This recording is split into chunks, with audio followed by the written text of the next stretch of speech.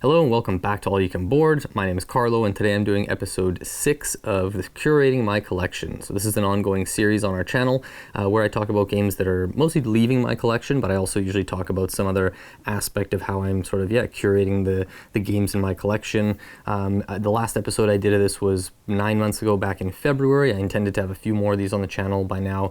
And in that video I talked about my sort of goals for the year, which were that I wasn't going to be buying any games for the calendar year of 2023, which I have stuck to, and the other thing being that I was going to be playing through as many of my unplayed games in my collection as possible.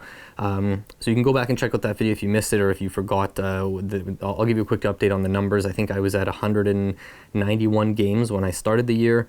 I got rid of 8 games in that video to drop down to 183, and I started with 70 unplayed games, which was, I guess, like over a third of my collection at the time. And when I did that video in February, I had played 8 new games in January. Since then, I've played 14 more new games, so I think that brings me down to 48 unplayed now. And going into this video, my collection is, well, it was 183 at the end of that video. It's up to 184 now, I think, because one of our longtime supporters, I know you've asked to remain anonymous, so I won't mention you by name, but one of our longtime supporters sent a surprise copy of Tigris and Euphrates, which was my most sought-after Grail game, sent it to Dylan, reached out to him, and then one day I went over to Dylan's place and it was waiting for me there. So I have technically acquired a new game, but not purchased myself. So yeah, coming into this, 184 games with 48 unplayed. I've really fallen behind on my targets in terms of getting through as many unplayed games as I wanted to, but here we are.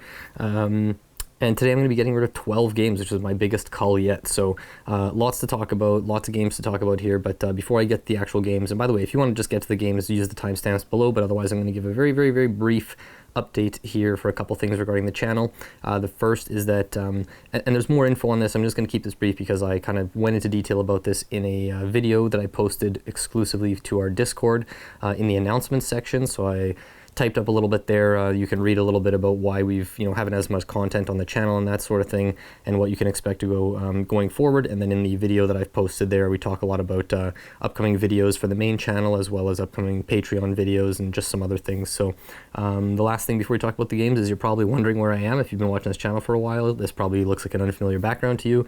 So in the past, we've shot almost everything at Dylan's condo. And now we're at my place. So this is my basement here. I recently was trained by Braden on how to, use all of the equipment here. So this is actually my first video since we launched the channel where I'm doing everything on my own start to finish. So if you have any feedback, I'm not fishing for compliments here. I'm mostly looking for like constructive criticism. If you have any suggestions as to how I can improve going forward, mostly the way things like look, sound, all that kind of stuff, please don't hold back. Just let me know in the comments or send us an email or whatnot. But yeah, needless to say, you'll be seeing a lot more content from us going forward. We'll have many videos out in November and December and January for sure. So to those who've stuck around or are coming back now after kind of a long drought, thank you so much. All right, let's get right into it. So the first game, actually, really quick, I didn't mention the 14 unplayed games that I got to since the last time, because I think I updated people on the 8 before. So just real quick, the Siege of Rundar, Free Ride, Isle of Cats Explore and Draw, Verdant, Caper Europe, Fields of Arle, Paper Tales, Guards of Atlantis 2, Atiwa, Catherine, the Cities of the Tsarina, Caesar's Empire, Ra, Heaven and Ale, and Fresh Fish. So most of those we'll be talking about at some point in the future on the channel, some probably in upcoming videos, other ones maybe at some point next year. But if any of those excite you, stay tuned, because those will definitely be featured in the future. All right, first game leaving my collection today, Dungeons, Dice, and Danger. So this is a roll and write game for 1 to 4 players designed by Richard Garfield. If the name sounds familiar to you, well, he designed Magic the Gathering, probably the most successful card game of all time. I was hoping for a little more of that sort of exploration or suspense of like exploring a dungeon, but you basically have a sheet of paper. There's 4 different dungeons that you can explore. Each one, there's 25 sheets, so you have a total of 100 sheets in here, and they have difficulties ranging from, I think, 1 to 4. So I played the sheet 3, I think it was, with Dylan earlier this year, and you're basically rolling a bunch of dice at the beginning of the round, and then each player is taking 2 pairs of those dice and combining them to use the values to check off boxes on their map, and you're moving through this dungeon, collecting gems, all kinds of stuff like that, fighting bosses. There's a big boss in the middle, there's mini bosses, and it's just about how efficient you can be, and if you can defeat the boss before your opponents and that kind of stuff. So there's different ways to score points. The artwork is really nice. dice and stuff, the game moves pretty quickly. I just found that I guess for what I was expecting, it didn't really, excite me much. And as it is, I'm rarely in the mood for roll and writes, or if I am in the mood for roll and write, it's going to be usually someone else who suggests it, and I'll be like, yeah, sure, I'm down to play one. But I'm really going to be the one to suggest playing a roll and write, and there's just too many that I have ahead of this. This is never really going to hit the table for me personally. If I'm the one keeping it in my collection, I would much rather play Welcome to the Moon, Hadrian's Wall, one of the clever roll and writes, Fleet the Dice Game, Three Sisters, like all of those are going to be ahead of this. So it's fine. It's a decent game. And if someone ever wanted to play it with me, I wouldn't turn down a game. It plays pretty quick and all that. But it just didn't do enough for me to justify keeping it in my collection. So we'll be moving on from that. That is Dungeons, Dice, and Danger. And I should mention that the order of the games here, I'm just sort of going from, it's not like worst game to best game or least enjoyable to most enjoyable. It's just what was the easiest decision to get rid of, increasing all the way up to the hardest one to get rid of. So that's kind of how I'm ordering these for the video. All right, next up here we've got Caper Europe. So this is published by Keymaster Games, who does their most famous games, probably Parks. This one is on Board Game Arena along with Parks, designed by Unai Rubio. So this is a 2-player only game that plays in about half an hour. It's a lane battling game. I won't get too into the rules or even my thoughts on it because we covered this in an Own It, Play It, or Skip It video. It wasn't the most recent one, but the one before that. A few months ago, Braden and I talked about this in episode 10 of Own It, Play It, Skip It on the channel. So if you want to know our sort of full thoughts on the game, you can go there. I wish there was more hidden information and less predictability to the game. It felt very sort of, especially the longer it goes on, you kind of know what's out there, and it's a matter of kind of like, it feels like the player with the better memory and the better like quick mental math is just going to come out on top. And to me, those things aren't really satisfying in a game. I'm looking for a little more of that risk taking and kind of like a little bit more of the unknown. The lane battlers I really like are games like Battle Line and Air, Land, and Sea, where you don't know what the other player is holding and you have to kind of take these risks and try and predict what they're going for based on the cards that they're playing, rather than having a big hand of cards, passing it and swapping, and then it's like, well, I know that they're holding this now and I'm holding this, and these cards are going to come back and forth. So it's really nice artwork, really high quality production, like awesome components. And I did play it overall like probably about 10 times, half of those being on Board Game Arena, half of them being in person. And I enjoyed my time enough with it. This was a play it for me. It's just, it's not really something that I feel I need to own anymore. Anyway, just a personal preference. I'll be moving on from that one. And I'll try and remember for each of these games that I've either reviewed in the past or that we've talked about a lot. I'll put a link in the description below. I'll put the name of the game and then any links to videos where we've talked about them before in case you want to check those out for more info. Next up is Kingdomino Origins. So this is designed by Bruno Cathala and published by Blue Orange Games. So this is the same, this is not the immediate follow-up to Kingdomino, that was Queendomino, but this is the next one. Kingdomino Origins comes with 3 different modes to play, and I'm kind of on the fence about this in games usually, where there's like, you can play it this way or you can play by these set of rules. Usually I feel like, just tell me the way that it's intended to be played. I know that it's supposed to be giving you variety and stuff, but even after looking through the modules and playing through the 3, it felt like there was one that was my clear favorite of the 3, and then there would have been all these components that I would never use. And even then, the one that I liked the most of the 3 wasn't like a clear improvement on original Kingdomino, so that's why I'm going to be moving on from this one and keeping Kingdomino. Just very quickly, the first optional way to play is just that you get these, it's basically the basic game of Kingdomino, except you have one of the different terrain types is like a volcano, where there's either 1, 2, or 3, they're not craters, but whatever, where the lava erupts from, and you can shoot these little fire tokens with either 1, 2, or 3 fire symbols, either 3, 2, or 1 spaces away. So if you have 3 of the symbols on your volcano, then you can send a token with 3 fire symbols 1 spot away, 2 goes 2 away, and 1 would be up to 3 spaces away. So it's a way to kind of mitigate a bit of that randomness and make up for mistakes that you might have made with positioning, and be able to send, and the fires basically are the equivalent of the crowns in Kingdomino, so that's your big multiplier for your scoring. So it basically allows you to pick the areas where you want to get your most points. So they're really sought after tiles. I liked that. The second module introduces these like resources that weren't in the first game, that appear on tiles, and you're collecting them throughout the game, and when you take a majority, when you have more than other players, you get these kind of scoring tiles, and then they kind of swap hands anytime someone overtakes a majority, and at the end of the game you just get points for those. Wasn't really a big fan of that. And then the third mode was it still uses the resources, but in a different way. There's now no majorities. You're instead using the resources and trading them in to get these caveman tiles that you can place on your map, and then they kind of score for like adjacencies based on other terrains or the resources that are on the terrains. So that felt a little too convoluted. Like, it's not like the rules are super complex, but it just slowed the game down and added a level of decision space that to me wasn't interesting. It just felt a little cumbersome. So this really made me even appreciate the original Kingdomino even more for its simplicity. It's a game that I can come back to countless times with anyone of any age. Doesn't matter how long I haven't played it in. I'll always remember the rules of Kingdomino. It's always going to be like a 20-30 minute game. So I don't need the bigger box with all these components that I'm not going to use if I'm not playing through all the modes. So I understand why it has hit a lot, like resonated with some people, and if you're looking for like a step up from Kingdomino, this might be worth checking out, but I don't feel I need to keep it around or play it anymore, really. So that'll be moving on from Kingdomino Origins. All right. Next up, we've got Village Green. So this is a really small box little card game for 1 to 5 players, designed by Pierre Sylvester, who is probably most known for, or best known for, The King is Dead and Brian Boru. But in this game, this is kind of like, and by the way, just really want to note the subtitle here, a game of pretty gardens and petty grudges. So that's really what pulled me in. It gave me real Arboretum vibes here, and for those of you who've watched the channel for a while, you know Arboretum is a top 10 game of all time for me. At least last time we did our top 50. We'll see if that sticks when we redo our top 50 games of all time this year. But the grudges didn't really pay off for me. Like, it's basically a little spatial puzzle. There's 2 different types of cards in the game. There's green cards, which are the ones that kind of limit where you can place things, and those are kind of like the main cards that you're putting in this kind of 3x3 grid. And then around the outer edges of that 3x3 grid, you're going to be placing these award cards that basically give you scoring conditions that apply to either the 3 cards below in the columns or the 3 cards in the row next to those award cards. So you're basically just drawing and playing a card on your turn from either one of the decks or piles there.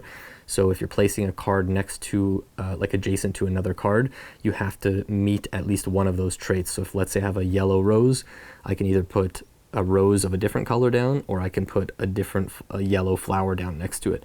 So if you're placing one, let's say, in the middle, and you're placing next to 3 adjacent cards, one to the left, one to the right, and one above, then you're having to meet one of the requirements on each one. And then now maybe you're getting some of the point cards, the award cards give like negative points for stuff. So it's very, very thinky, very brain burny. I'm really impressed by what it does with the design. But after about 5 or 6 plays, playing it solo in 2 players, I never played it with more than 2. It just didn't do enough for me to justify keeping it around in my collection, especially because the interaction, those petty grudges, really comes from knowing what other people are trying to score for and then taking the cards from the open display before they can get to them. There's no, like, it didn't really live up to what I was kind of expecting when I was maybe unfairly comparing it to Arboretum. So decent game. I would happily play it again if anyone wanted to, but again, it's just kind of like too much competition in my collection for these types of games. But it's a quick playing 20-minute or so game, and I think it was only like $12 or $15 or something. So pretty low risk if you want to like take a shot on it if you see it somewhere. But yeah, that's Village Green. All right, that's 4 down, 8 to go. Next up, we've got Scrabble. Not going to talk about this one for too long. Everyone knows Scrabble. One of the games I played like before I kind of got into more modern hobbyist gaming, I would say, like before I ever tried Carcassonne and got into that, like whatever, 15 years ago or so. I played a decent amount of Scrabble. The thing is, Scrabble is like, you have to be playing it with the right people or person and in the right setting, because if you're like, I'm sure some of you probably know this, like the whole thing with the Scrabble dictionary, and you can get these bogus words like just AA, and like there's a huge amount of words in these Scrabble dictionaries that are technically legal and are actual words, but like no one will ever use these in a sentence. No one ever uses these. Half these you don't know what they even mean.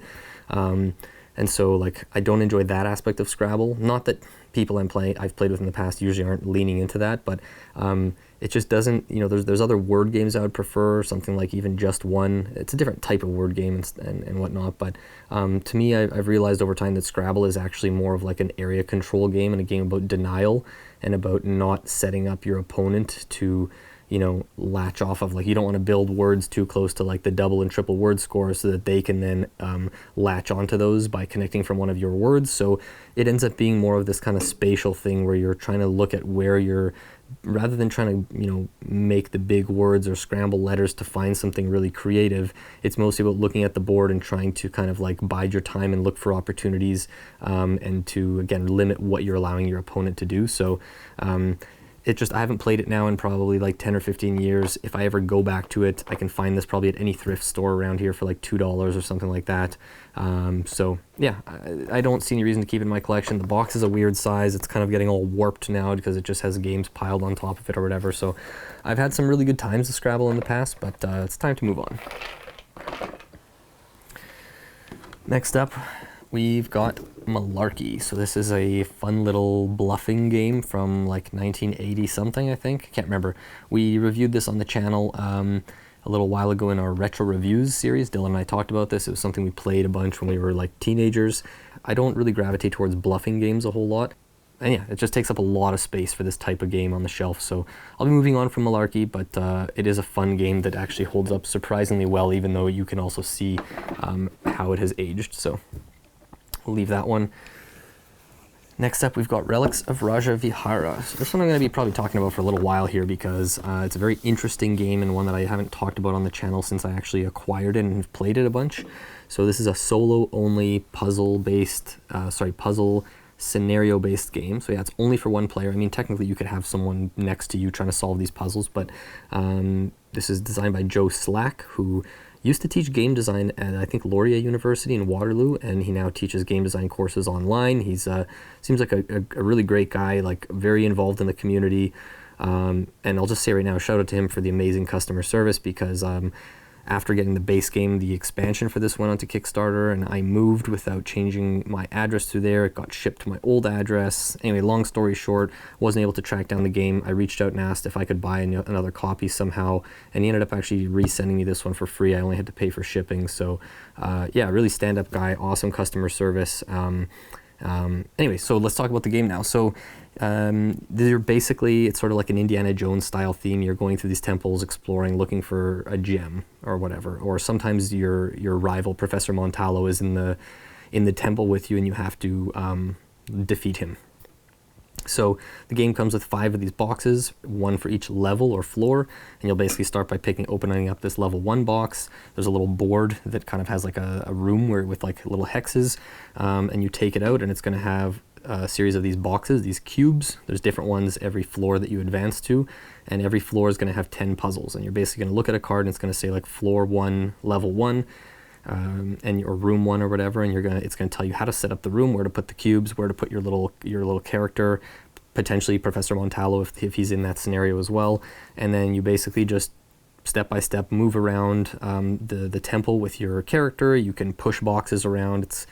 If you've played, like, I think there was an old browser game called Warehouse Will, or if you've ever played Zelda, and those dungeons where you're pushing crates around to like get them onto switches or move things out of the way to kind of access something, that's kind of what's going on. It's usually that the gem is in some hard to reach spot, whether it's high up or tucked behind something, and it's about figuring out how to access this gem. And as soon as you collect the gem, the scenario is done, and then you move on to the next one. So every floor kind of has its set of rules that you're working within, and then you play through those 10, and then when you're done, you leave those blocks out, you put the cards back in, now you open the level 2 box, it gives you some new types of blocks, and 10 new kind of puzzles, and you go through them. So the base game has 50 scenarios. I think the Kickstarter version came with this Thrill Seeker pack that had another 20 or 30, and another 10 bonus levels that were all really creative and exciting. So I think this came with either 80 or 90 in total. The expansion came with another 30, so lots of content. I've been playing this off and on for like probably 2.5 years now or so. It helped get me through some of the roughest times during the pandemic, where I wasn't really meeting up with other people to play games, and I would kind of just have this set up around the house. There's times where I would leave it set up and come back to it. So from this point on, there's going to be some spoilers, because when you first get the game, it tells you don't open these other boxes. You don't know what other cubes there are. So I'm just going to tell you real quick, just to give you a taste of what this game has to offer. So if you don't want to be spoiled, maybe click ahead and use the timestamp to skip to the next game. But so the first level is you just have regular crates, regular boxes, so you can push them around, but you can't ever pull anything in this game. So once you push something up against a wall, you can, also go against the wall and push it forward or back, but you can't take it off away from the wall. And once you push something into a corner, it's stuck there, kind of thing. You can also jump on top of these boxes, or let's say there's a stack of boxes, you can push one and it'll kind of like slide out, and then the other boxes will fall below. So you can jump onto those and then push another one out from the stack. So you're kind of manipulating those in an interesting way. Once you go up to level 2, you get boulders, which are basically just immovable blocks. So you can still jump on top of them, but they can't be moved in any way. That's all. Third floor is where things really start to get interesting, because you unlock ice blocks, and those are just like same thing. You can jump on top of them, all that kind of stuff, but when you push it, it just will slide until it either hits a wall or another block, and you can't make them stop otherwise. So it creates some really interesting decisions with the ice blocks. Level 4 introduces fire blocks, where you can't push them, you can't jump on top of them, you can't do anything like that. But if you push an ice block into the fire block, the ice one will just melt and you just take it off of the map and the fire stays there. And then level 5 is you get water blocks. So these water blocks, you also can't jump on top of them, but you can push them, and if you push them into fire, it like douses, it puts out the fire, so then you remove the water block and the fire block from the map. So those three last ones there, the ice block, fire block, and water block, combined with the others, there's a lot of scenarios that have 3 or 4 or even all 5 of the different types of blocks. Sometimes it's so congested in these rooms, and you're like, how am I supposed to get to that gem? It's way tucked behind, there's a line of fire. You're like, how am I supposed to access this? How am I supposed to get these water blocks over there? Do I want to melt this ice? Do I want to keep these ice blocks for something else? Really, really interesting stuff. I do wish the difficulty reached a higher level earlier on. I think it took me about somewhere in the 3rd floor, which was probably like 25 scenarios in, for me to actually feel stuck. Up to that point, I think I blew through the first 25 scenarios or so. Probably each of them took anywhere from 30 seconds to like maybe 5 minutes. And then once you get to like kind of like level the 3rd or 4th floor, you sometimes will start to get tripped up and get stuck. And I mean, it's going to play out differently for everyone. Sometimes it's not like they're all harder. Sometimes you get stuck on one and then you beat 4 in a row really easily.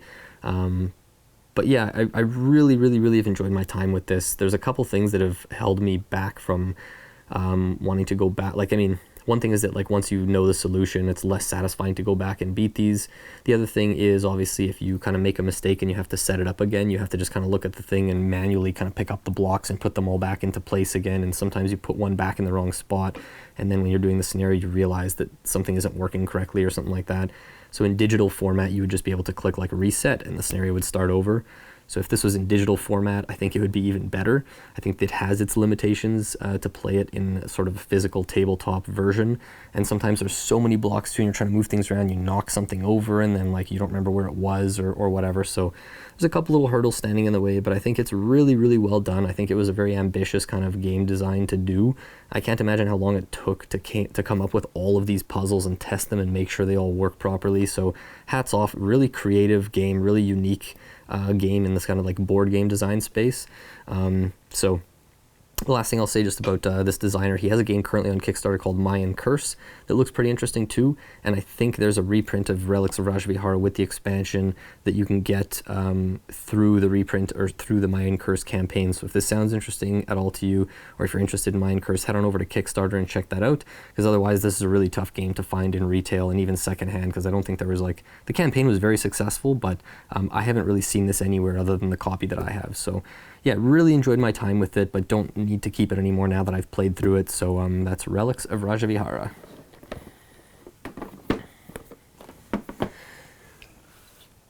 All right, next up is the Grand Carnival. So this is a 1 to 4 player polyomino game designed by Rob Kramer. I reviewed this on the we have a how to play video and on the channel, as well as a own it, play it, or skip it video. I don't remember how many episodes ago, so I'll link those both below. So I won't talk about this one for too long. It's basically 7 days of the week, and each day you take 5 actions. And similar to Arc Nova style, you're taking actions of different strength 1, 2, 3, 4, or 5, but you can only take each strength action once per day. So like once you do a strength level 4 action, then for the rest of the day you only have the 1, 2, 3, and 5 left. And the higher the strength, either the more options you have to choose from, or the bigger the piece that you can put covering your fairground or whatnot. But you're laying these kind of like foundational tiles first that either have grass, which is the walkway where your guests can walk through the park, or you have the kind of, I can't remember, the blueprint spots or whatever, which is where you actually place your like your rides, your attractions. So you're kind of like, the spatial aspect of the game is really fun, where you're choosing how to build it and whether you want to focus on a lot of rides or getting a lot of guests into the park to actually move them around and access the rides so that you get ticket revenue, or you want to get them to the other end of the park into this kind of end zone where they, you know, if you get a certain number of them there, you get a certain number of points. The way you choose your actions, that's all really interesting. I talk in the Own It, Play It, Skip It video as to why I didn't really like the way the scoring works, so I won't get into that here. Too many other polyomino games ahead of it. My wife, I asked her if she was cool with me getting rid of it, and she said, yeah, we have other games that we're going to play ahead of it, so we'll be moving on from the Grand Carnival, but solid game. All right, next up is actually a game I don't have here with me, but that is Heat, Pedal to the Metal. So the reason I don't have it here with me is that I've already moved on from it. I sold it to Braden.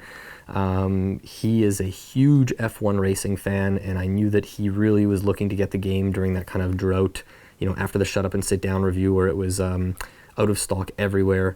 If Braden wasn't clamoring to get it, it would still be in my collection right now. I wouldn't be moving on from it this quickly. It's not like I'm tired of the game. I think it's a very, very impressive racing game. The way that the kind of hand management and deck management thing works, where you're kind of like acquiring heat by taking, like, the more risks you take, you get these heat cards that kind of clog up your hand and your deck, and when you draw them you can't really do anything with them, but choosing when to slow down and do things to cool down, to eliminate the heat to kind of thin out your deck. Just the bang for your buck that you get in this box. Like, if you like this game, then it's a no-brainer, like, that it's going to be worth your money, because it is on the pricier side. It's like $70 or $80 Canadian, I think.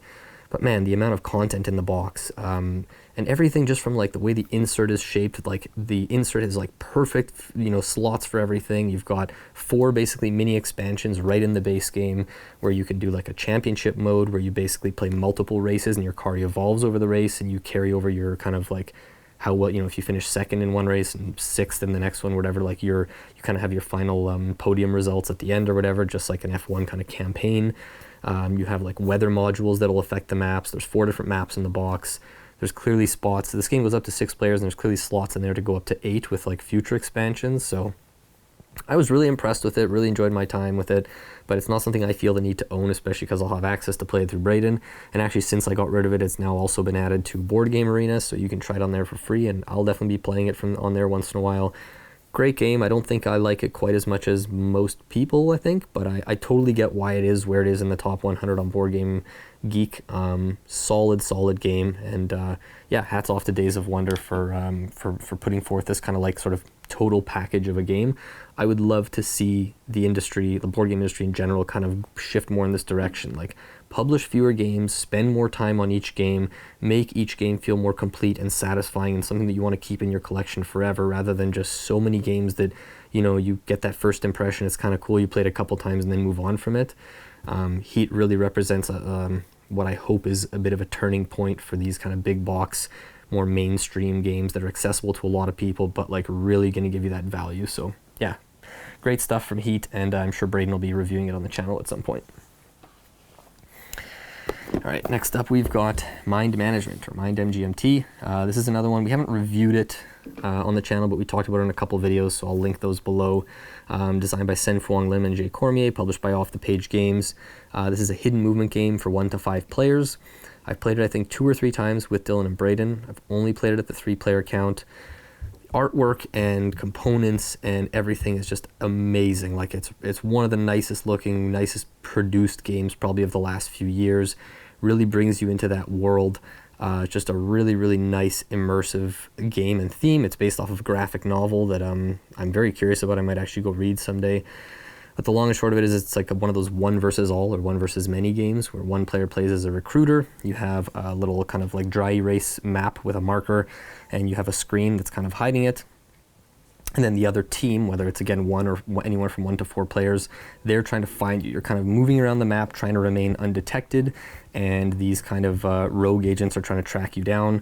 So you kind of go back and forth. You get to move around. They get to move around. They get some information. You have to leave behind these kind of footsteps on the map to kind of show where you've gone every once in a while. And they're kind of trying to put together the little clues, the little breadcrumbs that you leave to try and figure out where you are. So the sense of paranoia that this game instills is probably unlike any other game I've played. The amount of, like, I've only played as the recruiter so far every time we played, and, you know, even when I thought I was being clever, being sneaky, watching Dylan and Braden trying to suss out where I was, and one of them saying, oh, I think you went here or whatever, and I'm like, oh man, he has no idea where I went, like I'm in such a good position, and suddenly the other guy's like, no, wait a sec, because of this and this, and then they're piecing together, like using their logic and deduction and teamwork, and suddenly, oh yeah, no, you're right, and it was definitely, okay, so I think he's in one of these spots. Then I'm like, oh god, they actually know exactly where I am. Like, they got me every time. I feel like it's pretty tough to evade them, especially when you're playing with players who are very thorough and are good with logic and deduction and reasoning and that kind of thing. So I wouldn't mind trying the other side of it too. Main reason it's leaving my collection is that I'm not a huge fan of hidden movement games. The only other one I've really played is Scotland Yard. I have fun when I'm playing them, and I can feel like my heart racing. I start like sweating and feeling this, like, I feel very invested. We have smiles on our faces, we're laughing, we're talking after the game as to about what happened. But whenever it's on the shelf, I just never feel the desire to play it, really. It's been, I think, a year and a half now since I've played it. I've forgotten a bunch of the rules. And because of how modular it is, like, if it's a game you're going to play very often, the modularity of these shift boxes that basically give one side either an advantage, or, like, let's say the recruiter wins 3 games in a row, you know, you're always opening up a new box for the rogue agents. They get access to new abilities. It's like a kind of self-balancing system that allows you some flexibility in terms of how you play the game. So I haven't even gotten into too many of the shift boxes, but it's just been sitting here for a while, and I talked about this in the last video I did for curating my collection. Like, I don't want to be holding on to games that just sit here not getting played. If there's someone out there who wants this game, who is going to get more enjoyment out of it, why am I just hanging on to it to maybe play it once every couple of years? Not to speak down to that type of collecting, it's just not the type of collector that I want to be. Like, I want to be more of a gamer than a collector. I don't need to collect a lot of games. I'm trying to be pretty ruthless and cutthroat and slim down my collection. So I've had a lot of fun with it. I would happily play it again anytime. And just one quick thing about player count. I think 3 players is probably the best for this, because having 2 players on the other side gives some level of communication where people are working together. If you were just playing one-on-one, I think it would be too quiet, and especially with how much more thinking and how much there is to do as the rogue agents, I think you'd feel that imbalance of the recruiter's turns would go quicker and the rogue agent would just be sitting there and both players would be in silence. And I think if you have any more than 2 players on the other side, you'd probably get that too many cooks in the kitchen kind of feel, where it's like the recruiter might be waiting a long time for people to figure things out. It might get kind of frustrating having too many people trying to talk and figure out, you know, share all information. I think 1 versus 2 is the perfect count for this game. So yeah, anyways, very impressive game, really impressive design overall. So hats off to the designers and the publishing team for this, but I don't need to keep it around in my collection. So that is Mind Management. All right, 2 more games here. These were both pretty tough to get rid of because I've really had some good times with these games. First is, I don't know if it's Nidavellir or Nidavellir. If you look up the pronunciation online, you'll get like 100 different results. So this is a 2 to 5 player game, plays in about 45 minutes. It's kind of like a bidding and set collection game. We've done a how to play video of this on the channel and a full review, so I'll just link those below. I won't get too into them. The main reasons why I'm getting rid of this game are that, first off, so this is one of those games that is much more fun, in my opinion, to play on Board Game Arena. It's quicker because there's all these like hero cards that you can get that have just like icons on them, and then you look in the rule book and there's like a kind of a paragraph long description. You know, sometimes people are like, wait, what is that hero doing? You're passing around this appendix on Board Game Arena. You just kind of hover over it with your mouse. It tells you what it's doing. I like the way you're bidding to kind of acquire these dwarf cards that you add to your army, and you know, you're sort of trying to lean into specializing in one color, but the game also incentivizes you to diversify across multiple colors, because if you get one of each, then you get to acquire one of those hero cards I'm talking about. So I've played it a lot on Board Game Arena. I really enjoy this game. I just find getting it to the table, the physical copy, and teaching new people sometimes takes a bit longer than I would like, and it just never quite feels as satisfying playing it in person, because I think in this kind of space, like if I'm going to play a game with that many players that takes that long, there's usually a lot of games that are going to go ahead of it. I've had this game now for 3 years, I think. No one has ever requested to play the physical version, but every time I show people on Board Game Arena, they're like, oh, this is great, we should play it again sometime. Except Dylan. Dylan doesn't really like it. He's talked about that before. So there's 2 expansions for this game. They're both on Board Game Arena, and that's the other thing. If I was going to keep playing this game, I want to play with at least one of the expansions, but I don't really feel the need to go buy these expansions. Like, I don't really want to go spend the money buying these expansions for a game that's not, like, one of my favorites. The first expansion, Nidavellir, is really good. It doesn't add a lot of, like, rules grit, but just a little bit more complexity. It incentivizes you more to actually win the bids rather than just, like, taking whatever's left. And there's some extra options to choose from, which is cool. And then the most recent expansion, I think it's called Nidavellir. That one really does complicate things, and I'm on the fence about whether I enjoy that one or not. I think there's a lot more, like, it gives the game a lot more legs, a lot more replay value. But it's a lot more steep of a learning curve because there's different types of, like, you know, I mentioned the heroes. Now there's these, like, they're not monsters, but there's, like, giants and I think Valkyries and a few different types of kind of other characters that you can acquire. And they have all these intricate abilities where it's an even bigger appendix with, like, what does this one do? So again, on Board Game Arena, you hover over it, tells you what it's doing. So I will definitely play this a whole bunch more on Board Game Arena with both expansions in the future, but I just don't really need to own the physical copy anymore. So yeah, if you want to know more, check out our How to Play video or our review, but I will be moving on from Nidavellir / I don't even know what. And the last one here, really tough choice to get rid of this one, is Evolution Climate. So if you're a fan of the channel, I mean, you probably heard me talk about this one in the last video when I was, when we did an Own It, Play to Skip It, talking about Oceans, because Oceans was kind of the follow-up game to this. This was one of the first, maybe this was like the 10th or 12th game I ever bought when I got into board games. I've had a lot of good times with this. I've played it probably 15 or 20 times. I have a lot of fond memories of this. It's such a stunning game. The artwork, the watercolor stuff is like, it's one of the nicest looking games I've ever owned and probably have ever seen. Like the artwork is just beautiful. The components are really nice, high quality. There's these kind of silk drawstring bags where you put all your food tokens that you're collecting through the game. And it's one of the most, at least in the first 50 or 100 games I ever played, this was one of the most thematic games I'd ever played. Because of the way that you're kind of like gathering these species, adding traits to them. There's a watering hole where every round, depending on the climate and these multi-use cards that get played, there's a certain number of food that gets added to the watering hole, and then you're kind of taking turns with your species grabbing food, but people can be carnivores, and so they can eat other people's animals or creatures. You can increase your population and body size to kind of either be able to acquire more food or either be able to defend from carnivores if you're big enough. But if the weather gets too hot and you're too big, then your creatures will lose population because they're just, you know, they die of like sort of heat exhaustion or whatever. And on the flip side, if it gets cold, there's less food for the watering hole because the conditions aren't good. You know, it's not as sunny. And also your small creatures will now like freeze to death and you'll lose population. So it's very unforgiving, very harsh. But because it's all thematic, it's like, hey, that's just real life. Like, that's what it's like if you were in the animal kingdom fighting for survival in the desert or whatever. So even people who I've played this with who don't normally like mean punishing games have really enjoyed this usually because of the fact that it's like, that's life. And it's just kind of, you know, that going in. It's such an interactive game, and the fact that it's almost entirely simultaneous play means that everyone is always invested, and the fact that you're playing your cards face down and then kind of revealing them is like, you see one person has put down trait cards and you're like, they've increased their body size. I think that person's going to flip over a carnivore card, so like, now I got to play these defensive traits.